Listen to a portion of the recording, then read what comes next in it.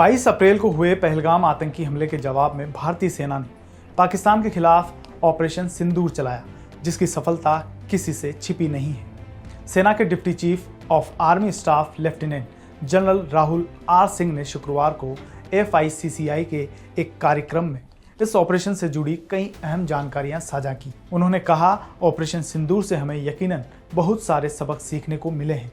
उन्होंने बताया कि यह सिर्फ भारत पाकिस्तान के बीच की जंग नहीं थी, बल्कि इसमें चीन और तुर्की की भी सक्रिय भूमिका रही।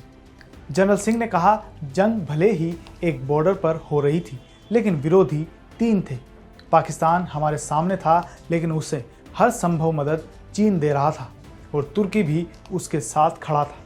उन्होंने बताया कि पाकिस्तान जिन हथियारों का इस्तेमाल कर रहा था, उनमें से 81% चीनी थे। उन्होंने कहा कि चीन अपने हथियारों को लाइव लैब की तरह टेस्ट कर रहा था। यही नहीं, जब भारत और पाकिस्तान के बीच DGMO स्तर पर बातचीत चल रही थी, तब चीन पाकिस्तान को हमारे वेक्टर मूवमेंट की लाइव अपडेट्स दे रहा था। जनरल सिंह ने यह भी माना कि ऑपरेशन सिंदूर के दौरान कुछ स्वदेशी हथियारों ने शानदार प्रदर्शन किया, लेकिन कुछ उम्मीदों पर खरे नहीं उतरे। उन्होंने कहा, हमें अपने एयर डिफेंस सिस्टम को और मजबूत करना होगा। हमारे पास इजराइल जैसे आयरन डोम सिस्टम नहीं है, क्योंकि भारत का भौगोलिक आकार बहुत बड़ा है और इस तरह की सुरक्षा प्रणाली विकसित करना बेहद महंगा है। आपको बता दें कि 7 मई की रात भारतीय सेना ने ऑपरेशन सिंदूर को अंजाम दिया था, जिसमें पाकिस्तान अधिकृत कश्मीर POK में मौजूद 9 आतंकी लॉन्च पैड्स को तबाह कर दिया गया था। यह कार्रवाई पहलगाम हमले के जवाब में की गई थी।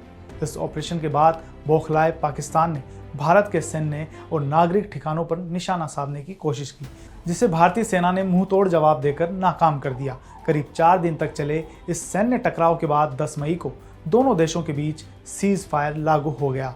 Deputy chief lieutenant general Singh ने कहा कि अब भारत को electronic warfare, real time intelligence और आधुनिक एयर डिफेंस सिस्टम जैसे क्षेत्रों में तेजी से सुधार करना होगा।